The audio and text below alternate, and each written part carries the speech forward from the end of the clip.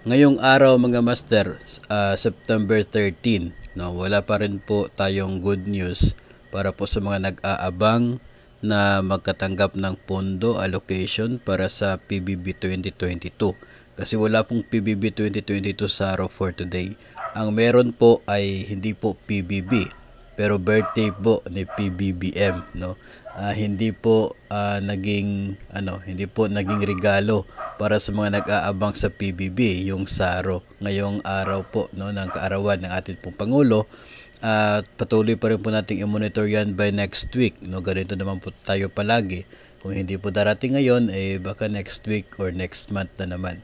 Marami pa rin po kasi mga regional offices ng DepEd and also mga agencies na hindi pa nakatanggap ng kanila pong allocation para po sa PBB 2022. Kaya yun po yung ating inaabangan, no, na sana ay mas marami pa yung tatanggap ng allocation para mapapalapit na yung pagtanggap din nila ng actual na PBB para po sa taong 2022. Abangan po yan natin next week mga master, kung sino-sino po, no, sa mga rehiyon ng DepEd o kaya ay mga agency ang mayroon pong good news related dito sa hinihintay na performance-based bonus for the year 2022.